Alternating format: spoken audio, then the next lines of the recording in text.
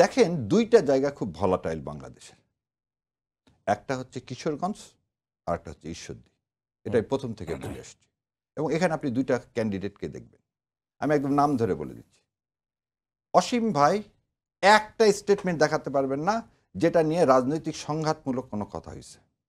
Annie ভাই ছাত্রদলের নেতা তো, অ্যানি ভাই এমন কোনো কথা বলছে যেটা নিয়ে রাজনৈতিক সংঘাতের মতো সৃষ্টি হয়েছে। রিপন ভাই এমন কোনো কথা বলছে, এরকম আমি 100 লিস্ট দিতে পারি। কিন্তু দুইটা লোক সবসময় রাজনৈতিক সংঘাতের জন্য উস্কায় দিচ্ছে এই মাঠকে। একটা হচ্ছে অ্যাডভোকেট ফজলুর রহমান, আর আরেকজন হচ্ছে এই ঈশ্বরদীর হাবিবুর রহমান। দুইজনাই আপনি দেখেন সোর্সটা কোথায় থেকে, রসুনের জায়গাটা কোথায় থেকে।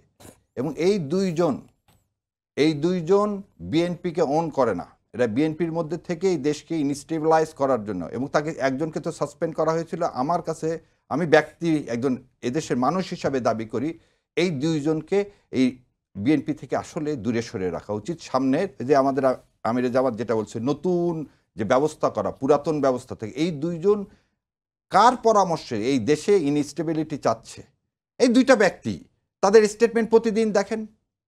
আজকে এই ফজলুল সাহেব বলছে যদি আমাকে ভোট না দেওয়া হয়, জামাতকে ভোট দেওয়া হয়, তাহলে আমার ডেড বডি পাবে। এটা কি ধরনের কথা? এই আপনি ঈশ্বরদীতে যে কাজটা হলো, এটাকে দিয়ে আপনি সারা দেশে মানদণ্ড করতে পারেন না। কারণ এনারা দুইজন একটা পার্টিকুলার এজেন্ডা নিয়ে যাতে ইলেকশনটাকে বিতর্কিত করা যায়। এবং তারা সব সময় দেখেন তারা জিয়াউর রহমান বা খালেদা জিয়া এই দুইটাকে অন করে না। যদি অন করতো আজকে এই খালেদা জিয়ার এই মুমূর্ষু অবস্থায় তিনি এইসব কথা বলতে পারতেন না, মানুষকে বলতেন যে দেশনেত্রীর জন্য দোয়া করেন, চলো একটা মিলাদ মাহফিল করি।